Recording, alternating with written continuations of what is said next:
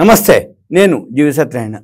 ఈ వీడియోలో ఫాల్కన్ జెట్ల తయారీ రిలయన్స్ వాళ్ళు ఇక్కడ ఇండియాలో చేస్తున్నారు అనేది ఇప్పుడు ఈ వీడియో యొక్క సారాంశం. దసో భాగస్వామ్యంతో వాళ్ళు మన దేశంలోనే జెట్లు ఫాల్కన్ జెట్లు తయారీ చేయడానికి రెడీ అయినరు. రిలయన్స్ ఇన్ఫ్రా వాళ్ళు అంటే అనిల్ అడాగ్ అంటారు, ఏడిఏజీ, అనిల్ ధీరుభాయ్ అంబానీ గ్రూపు, ముఖేష్ అంబానీ తమ్ముడు అనిల్ అంబానీ, అతను వాళ్ళ కంపెనీ నుంచి అనమాట.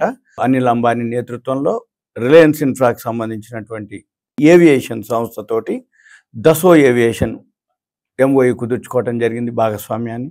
దీని ద్వారా ఈ దసో ఫాల్కన్ అంటే వ్యాపార బిజినెస్ జెట్ విమానాలను భారతదేశంలోనే తయారు చేయడానికి రెడీ అయినరు, చేస్తారు ఇక మున్ముందు. అయితే ఇది భారత రక్షణ నావిగేషన్ రంగంలో మేక్ ఇన్ ఇండియా కార్యక్రమానికి ఇది గణనీయమైన ఊతం ఇవ్వటం జరుగుతుంది. అయితే ఈ మధ్యకాలంలో మనం చూసినట్లయితే డిఫెన్స్ స్టాక్స్కి బాగా డిమాండ్ పెరగటం జరిగింది. మనము పహల్గాం గొడవ తర్వాత మనమే కాదు వేరే దేశాలకు కూడా మనము జాబ్ వర్క్ చేసి ఇవ్వటం జరుగుతుంది, బిజినెస్ని అంటే ఎక్స్పోర్ట్ చేయటం జరుగుతుంది. ఇప్పుడు ఈ అనిల్ ఏదైతే ఉందో ఈ మధ్యకాలంలో రిలయన్స్ పవర్ ఒకటి బాగా రావటం జరిగింది, అంటే టర్న్ అరౌండ్ అవ్వటం జరిగింది.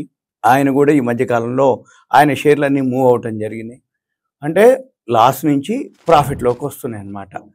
ఇప్పుడు ఈ ఒప్పందం కింద ఏదైతే ఈ దసో ఒప్పందం ఫాల్కన్ జెట్ విమానాల ఒప్పందం ఏదైతే ఉందో, ఈ రిలయన్స్ ఇన్ఫ్రా ఏదైతే ఉందో కలిపి 200 అత్యాధునిక ఫాల్కన్ వ్యాపార జెట్లను భారతదేశంలోనే ఉత్పత్తి చేయడానికి రెడీ అవుతున్నారు.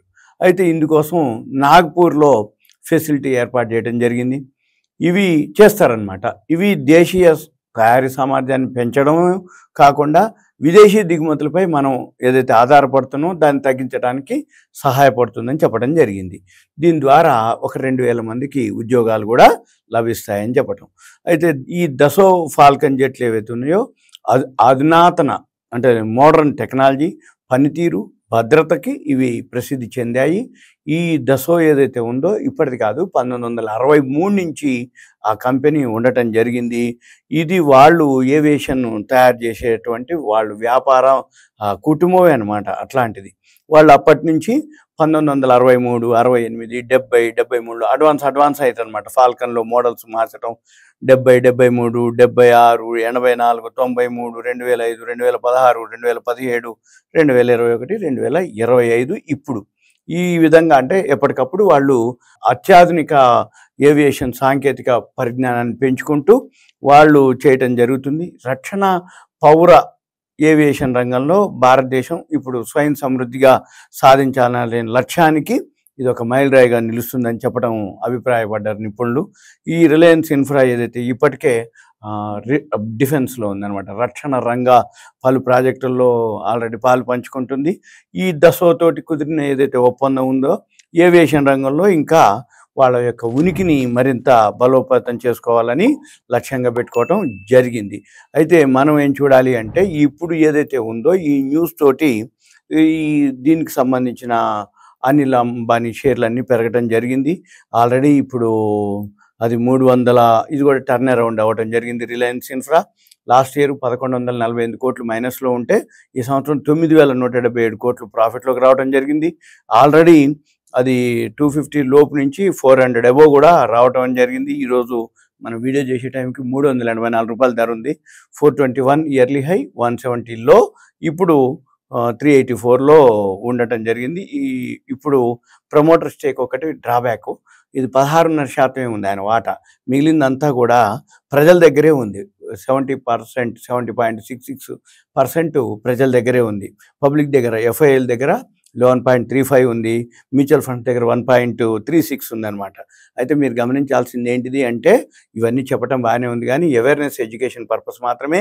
ఈ రిలయన్స్ ఇన్ఫ్రా దసోతోటి టైఅప్ అయింది, తగ్గినప్పుడు మాత్రమే మీరు ఎంటర్ అవ్వాలి. రెండోది ప్రమోటర్ స్టేక్ తక్కువ ఉంది కాబట్టి యాన్యువల్ రిజల్ట్స్లో టర్న్ అరౌండ్ అయింది కాబట్టి ఇప్పుడు పెరిగింది, మీరు చూసుకొని కొంచెం గమనించాలి. ఎందుకంటే రాబోయే రోజుల్లో ఇది ఎంతవరకు టైం తీసుకుంటుంది, ఎప్పటి వరకు ప్రొడక్షన్ వస్తుంది, ఎప్పుడు ఇంకా ప్రాఫిట్లోకి వస్తుంది. న్యూస్ ఒకటి వర్షను, తర్వాత ప్రొడక్షను ఒక వర్షన్.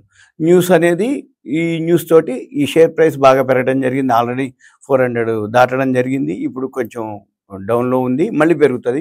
కాబట్టి తగ్గినప్పుడల్లా కొన్ని ప్లాన్ చేయండి. ఒక క్వార్టర్, 2 క్వార్టర్స్, 3 క్వార్టర్స్ వెయిట్ చేస్తే అప్పుడు మీకు దీని యొక్క వాల్యూ కనపడుతుంది. ఎందుకంటే ఈ న్యూస్ తోటి ఇన్సైడర్ న్యూస్ అనమాట, అంటే ఇప్పటికే పెంచడం జరిగింది. ఇది నా నుంచి విశ్లేషణ.